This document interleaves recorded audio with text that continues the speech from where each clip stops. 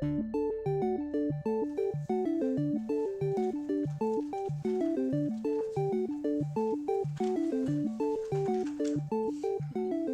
Rebecca. Thank you for joining me to present the annual report for 2018 and 2019. Hi, Monica. On behalf of the staff, volunteers, and senior leadership team, it is my pleasure to present not only a 1-year, but last 3-year perspective on what we've achieved with our strategy. Well, let's share with the community what we've accomplished, what's changed, and what we've learned along the way. Our organization was fortunate to experience tremendous growth. This past year, the budget grew from $16 million to $23.5 million. 80% of our budget goes to the great people who make the services we deliver possible. And this year we welcomed 144 new team members from a variety of disciplines. We are now providing even more services in more languages with more cultural diversity to meet the unique needs of the community. Our tremendous growth occurred in a few key areas. The largest was the expansion of Bounce Back across Ontario. Let's talk to Ashley Hogue and the team to learn more. Bounce Back Reclaim Your Health is a free cognitive behavior therapy skill building program designed to help adults and youth 15 years plus manage their symptoms of depression or anxiety across the province of Ontario. CMHA York and South Simcoe branch, in partnership with CMHA Ontario, has a unique role in providing telephone coaching across the province. This fiscal year, Bounce Back received over 16,000 referrals by close to 4,500 different primary care providers. That is an average of 1,500 referrals per a month or 100 referrals per a day. Of those referrals, over 6,500 were enrolled participants who started the program. We've also seen an increase in the number of self-referrals since our marketing campaign in July 2018. We now receive close to 20% of referrals direct from our participants. In addition to the telephone coaching, participants also have the option of watching our online videos to help them learn new skills to manage symptoms of depression or anxiety. We've had over 6,000 people register this year. To support the number of referrals and active participants, the Bounce Back team has grown by 55%. We have been in an intense hiring mode. In the last year, we've hired 39 coaches, 6 psychologists, 2 administrative staff, and 3 managers.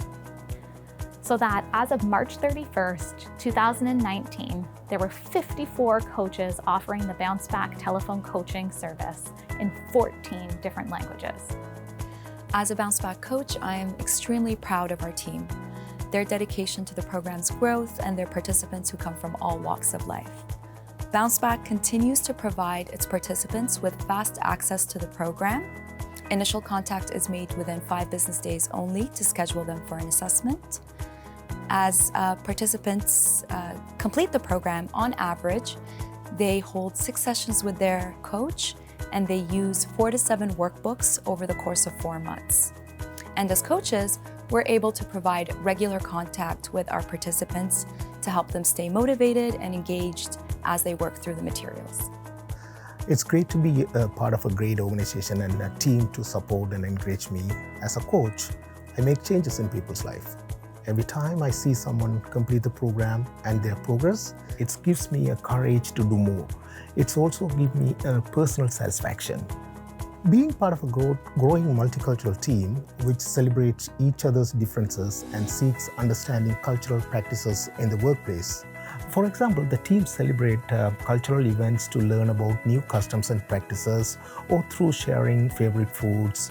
Over the past year, we adapted services delivering to align or respect different culture practices, or changed the terminology that has a negative interpretation in other languages.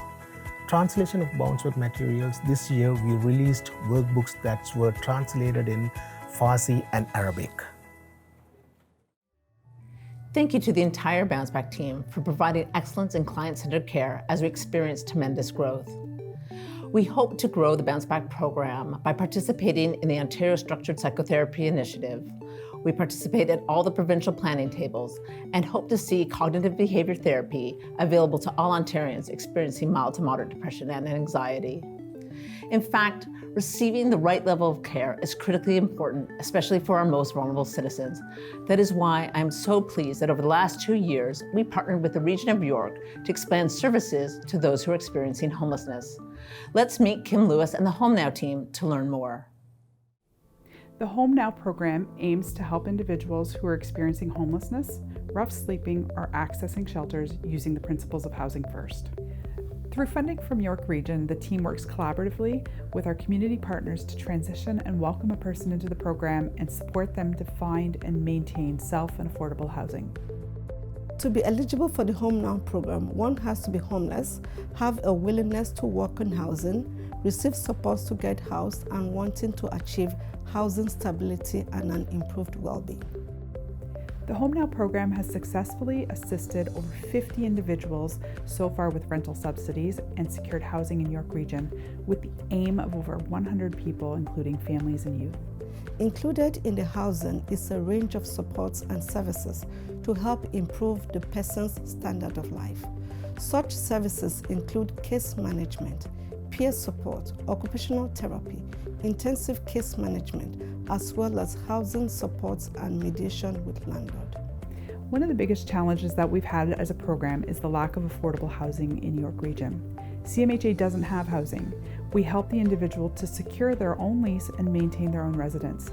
The staff have worked hard to develop and nurture relationships with landlords. We have a bunch of professional staff who are dedicated, client-centered and empathetic, who go above and beyond this to support the clients, knowing that the clients have gone through life challenges such as trauma, violence, abuse, and abandonment.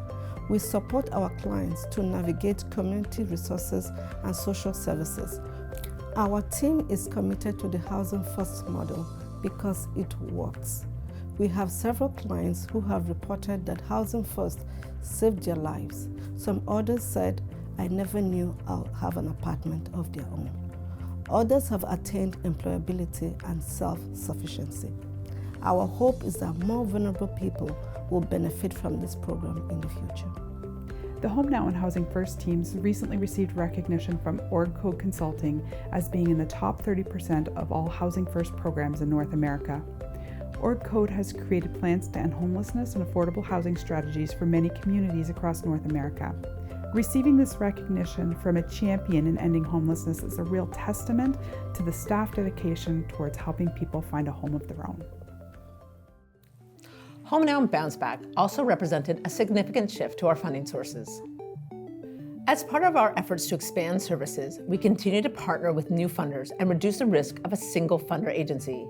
Our single largest funder continues to be the Central Local Health Integration Network, but we now have the Region of York, Ministry of Health and Long-Term Care, and of course our long-term partner, the United Way of Greater Simcoe County and the United Way of Greater Toronto. A key source of funds and resources is also from our many donors.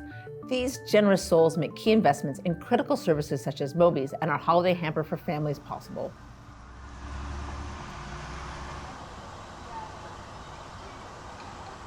Thank you, donors, for saving lives. You can see how proud we are of our programs, our amazing staff, and the 370 dedicated volunteers.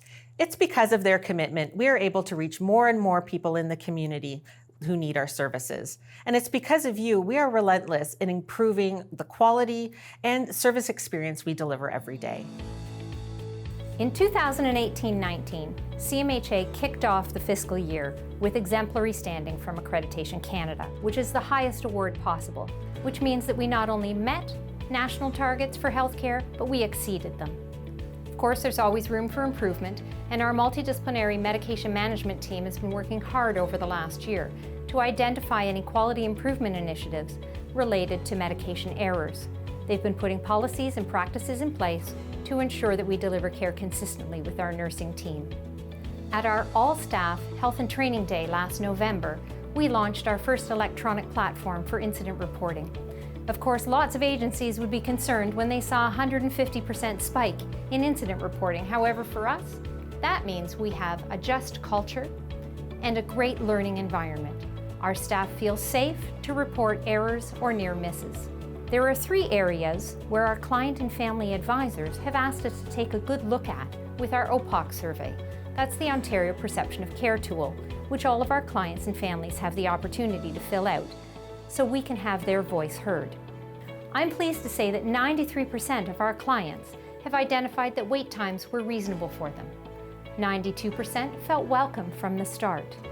And an additional 93% felt that CMHA services helped them deal more effectively with their life's challenges and would recommend the services to a friend. Of course, again, there's always room for improvement, and we'll be focusing on discharge planning over the next year to ensure that all of our clients know where to receive services when they've finished with our program. We're also celebrating our highest top box score that identifies that clients were treated with respect by staff, which is so important to their individual recovery. So I would like to thank all of our staff, volunteers, clients, family members, and partners for helping CMHA to deliver great care in great communities. In our strategy, CMHA continued to prioritize partnerships, striving to improve the experience of clients and families across multiple providers. We were honored to co-chair the Mental Health and Addiction Service Coordination Council over the past 3 years, and in the past year, take on the leadership of planning for the York Region Mental Health and Addictions Crisis Hub. The Mental Health and Addiction Service Coordination Council was one of the first of its kind that brought together the voices of hospital, community agencies, primary care, and most importantly, clients and family caregivers. Its intention was to find ways to improve access to mental health and addiction services, integrated service opportunities, collaborations, partnerships, and just as importantly, transitions of care. And some of the outcomes of that work was that we did introduce the one-stop shop directory to improve access. We have set up the rapid response table that has connected over 250 people experiencing crisis into community-based care. And we produced 3 major reports that aim to address some serious system issues across the mental health and addiction sector, namely the first report being transitions from hospital, the second report being youth who are graduating out of youth service and into adult, and the third being finding better housing options for people experiencing mental health and addictions. The wind down of the Service Coordination Council positioned us to take on the leadership role of creating the proposed York Region Mental Health and Addiction Crisis Hub. We're very excited about developing this one-of-a-kind model that offers 24/7 access to immediate care in York Region for people that are experiencing crisis for mental health or addictions-based care. One thing that we're very excited about is it continues our experience of working very collaboratively across the community and most importantly, being guided and informed by the voices of clients, family caregivers every step of the way. We're working alongside these various voices of experience to ensure that we're co-designing a model for the community by the community that will offer the best in care for people that need it. Approximately 14,000 of our clients and family received care from our services last year. We continue to do more for our community. In the last 3 years, we focused in on youth, expanding services for families and caregivers, and improving our cultural competency. It's because our culture of innovation and impact that we continue to be a trusted partner, leader, and voice for better mental health care in the community. We are learning how to be effective, resourceful, and implement better standards of care as we celebrate the past and focus in on the future. Please visit our website and socials to learn more about CMHA and our impact. It's together that we will truly reach our vision of mental health for all. Thank you for watching Dance Party Time! Oh, keep going. Keep dancing. Keep dancing.